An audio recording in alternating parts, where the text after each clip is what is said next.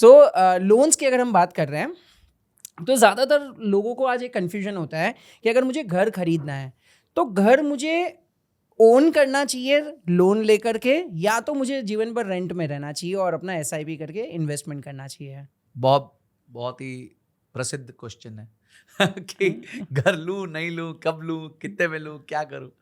देखिए, इसको ना समझने के लिए दो पर्सपेक्टिव्स समझने बहुत जरूरी है। और ऑब्वियसली एक पर्सपेक्टिव है पैसे का, बचेगा, ये होगा, वो होगा, बट वो क्यों है उसको भी समझते हैं।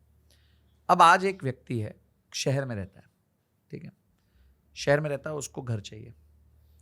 2 बेडरूम का घर आपके हिसाब से विरल भाई सस्ते में सस्ता क्या मिलेगा? 30, 40, 50 लाख। कहाँ पे? और थाने या तो थोड़ा ना, थाने में नहीं मिलेगा। आज बॉम्बे एमएमआर में आपको 1 करोड़ से नीचे 2 बेडरूम नहीं मिलेगा। 1 बेडरूम भी 70-80 लाख से नीचे नहीं मिलेगा। ठीक है, तो हम एक बार के लिए 1 करोड़ को बेसलाइन पकड़ते हैं। ठीक है, अब 1 करोड़ के बेसलाइन पे आपको सरकार को 6% यानी 6 लाख रुपए की स्टैंप ड्यूटी देनी है। तो पहले दिन ही आप 6 लाख रुपए से नीचे हो गए, क्योंकि वो तो घर की कॉस्ट थी नहीं, वो तो स्टैंप ड्यूटी की कॉस्ट है। अब 1 करोड़ 6 लाख रुपए अगर आपको सरकार को ये बिल देने हैं घर खरीदने के लिए, तो आपके जेब में कितने होने चाहिए? मिनिमम 20%, आइडियली 25%, 1/4 होना चाहिए। 1/4 मतलब 25-26 लाख रुपए होने चाहिए। तो क्वेश्चन नंबर 1, आपके पास 25-26 लाख है? बोलते नहीं यार, मेरे पिताजी दे देंगे, मेरे ससुर जी दे देंगे, कुछ भी, व्हाटएवर इट इज। ठीक है जी, अग्रीड, आपके ससुर जी बहुत अच्छे, दे देंगे। 80 लाख रुपए का आप लोन लोगे। 80 लाख रुपए के लोन की किस्त आती है 64,000 रुपए अप्रोक्सीमेटली, गिव और टेक 800 पर लाख। 64,000 की ईएमआई भरने के लिए आपकी नेट इनकम मरे से मरे 1.25 लाख रुपए होनी चाहिए। तो यानी आपकी ग्रॉस इनकम 18 लाख रुपए साल की होनी चाहिए। क्या आपकी है? मुझे नहीं पता, आई एम नॉट आस्किंग कि है नहीं है, दैट्स अ सेपरेट थिंग। पर क्या आपकी इतनी इनकम है? मुझे नहीं पता। तीसरा रूल जो घर का होता है वो होता है कि आपकी इनकम का 5 गुने से ज्यादा, यानी वही सेम चीज हो गई जो मैंने आपको बोली कि 18 लाख की इनकम होगी तो आप 1 करोड़ का घर ले सकते हो, तो 5x।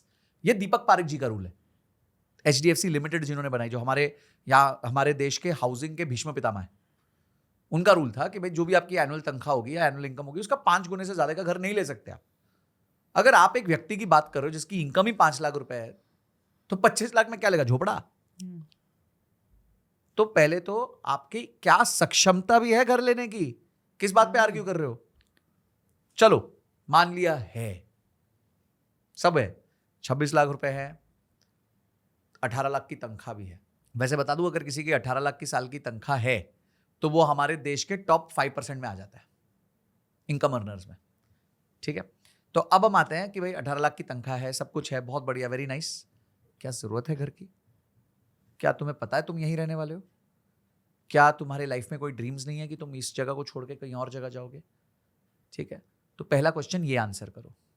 सेकंड क्वेश्चन ये आंसर करो कि भाई मैं जो घर लूंगा, ठीक है, वो क्यों लूंगा? कि मुझे सेंस ऑफ ओनरशिप चाहिए, घर मेरा है, मेरा। तो तुमने लोन लिया बैंक से, तो ये घर तुम्हारा नहीं है, ये घर बैंक का है, दस्तावेज तुम्हारे नाम पे। घर इज नॉट योर्स। जरा 3 महीने भाड़ा मत दो, ईएमआई मत दो, फिर देखेंगे। तो अब तुम्हारे पास 2 चॉइस है, या तो बैंक को लैंडलॉर्ड बना लो या फिर लैंडलॉर्ड को लैंडलॉर्ड बना लो।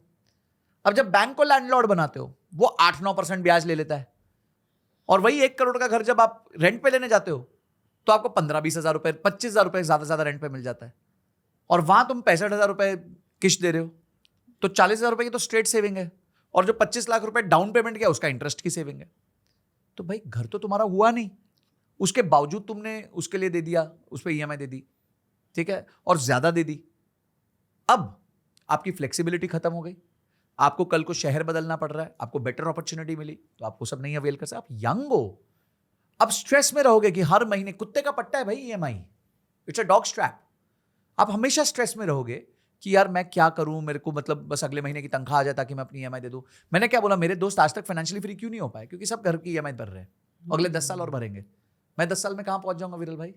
तब तक बहुत आगे निकल चुका हूं, भगवान की कृपा रही तो पॉइंट ये है कि मैं एरोगेंटली नहीं कह रहा हूं, मैं कह रहा हूं as a financial decision in the early part of your life, जब आपको अपनी इनकम बढ़ानी है। अब आप सर 60-60, 70-70 हजार की किश्त दे दोगे तो यहां क्या निवेश करोगे भाई? आपका मन किया एक 5 लाख रुपए का कोर्स करने का कि भाई मैं इंडियन स्कूल ऑफ बिजनेस से एक 5 लाख रुपए का कोर्स करूंगा और मुझे पता है उसके बाद मेरी जो तनख्वाह 1.5 लाख है वो 3 लाख तक जा सकती है। आप कर ही नहीं सकते हो। कैसे करोगे? आपके पास पैसे नहीं बचे। आप तो पैसे दे रहे हो बैंक को EMI के नाम पे। तो ये सब छोड़ दो। अगर आप यंग हो, आप खुद के पैसों से नहीं खरीद पा रहे हो घर शुरू में, प्लीज मत खरीदो। हाँ, स्टेबल हो गए, अच्छा खासा कैश है, 1 करोड़ का 2 करोड़ का घर लेना है, 2 करोड़ के घर में 1 करोड़ 1.25 करोड़ डाउन पेमेंट करने की क्षमता है आपकी, 75 लाख का लोन लेना है, तनख्वाह 4 लाख रुपए साल महीने की है, प्लीज लो। अच्छा इंटीरियर भी कराओ, कोई प्रॉब्लम नहीं है, पर पहले क्षमता बनाओ। करेक्ट। भाई मैं आज जिम चला जाऊं, मैं गया नहीं बहुत टाइम से जिम, और मैं 25 किलो का डंबल उठाने लग जाऊं तो मेरा हाथ टूट जाएगा भाई। पहले क्षमता बनाऊंगा ना, 5 किलो का उठाऊंगा, फिर 10 किलो का उठाऊंगा, तो क्षमता बनाऊंगा। क्षमता बना के फिर 25 किलो का डंबल जरूर उठाऊंगा, क्यों नहीं उठाऊंगा। इसी तरीके से जब आप यंग हो तो अपने आप को बांधो मत, ओपन रहो, अपने क्या कहते हैं ऑप्शंस को किल मत करो, और कोशिश करो कि अपने आप को फ्रीडम में रखो ताकि कोई भी अच्छी अपॉर्चुनिटी को अवेल कर सको, अपने खुद के ब्रेन के ऊपर निवेश कर सको, अपनी एक्टिव इनकम को बढ़ा सको और बिना स्ट्रेस के जी सको।